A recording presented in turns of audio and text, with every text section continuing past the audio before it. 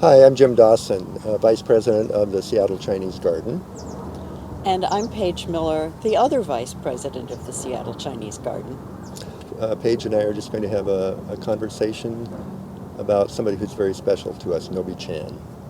Nobie was an early leader for the Seattle Chinese Garden, and she passed in May of 2021 at the age of 97 years. And we thought we'd take a moment to remember all the things that she did for this garden. I'd like to give just a little bit of background. In 1986, the Seattle Chinese Garden became an official project of the Sister City program between Seattle and Chongqing, China.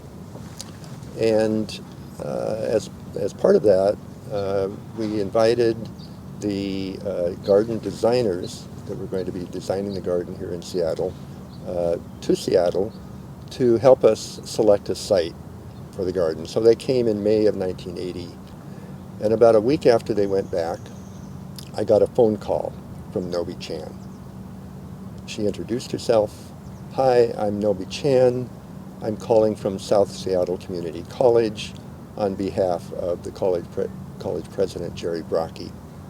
She said she had read about the Chinese designers being in Seattle and visiting sites, and she wanted to find out if we would consider a site for the garden at South Seattle Community College. Because of our interest, Nobie helped orchestrate a large public hearing on campus that was very well attended, and it was shortly after that that the Seattle City Council voted to declare that this site on the South Seattle Community College campus was the preferred site for the garden. Later that year, we brought back the Chongqing design team to take a look at the site in detail, and they loved it. The shape of this whole hillside, all the way through the college campus and beyond, they likened to a Chinese dragon. And they said that this site would be a place that a Chinese emperor might be born. If Seattle is a hilly city, Chongqing is a mountain city.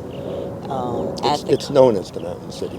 At the confluence of two major rivers, so this hilly topography was just perfect for them.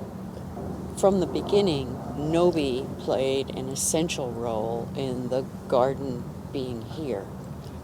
But if we fast forward from 1987 and around that time to 2006, she was still involved with the college, but she was asked by someone from the college, would she please make a major gift?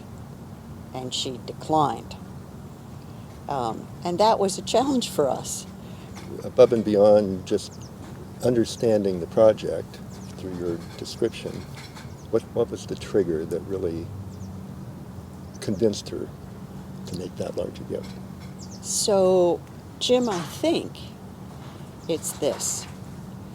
Although Nobie's last name was Chan, she was of Japanese heritage. She was not Chinese. But her husband, Warren, was of Chinese heritage and was a really important person in Seattle. He was the first person of Chinese heritage to graduate from UW Law School. He was the first person to become a judge here in the state of Washington of Chinese heritage. And I think Nobie really wanted Warren to be honored. And this was a way to make that happen.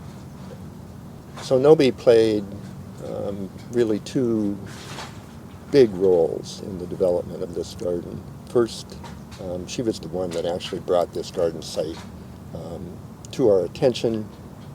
She was able to convince the college administration that this was a good use of the property, and she was really there orchestrating the whole selection of this garden. That was the first, probably most important part of our whole process. And then second was the lead gift for the Chan Center, which is now our educational center and our administrative offices. So she played two very, very important roles in the development of this project. Thank you, Nobie. Thank you, Nobie Chan, and Warren Chan, for everything you've done.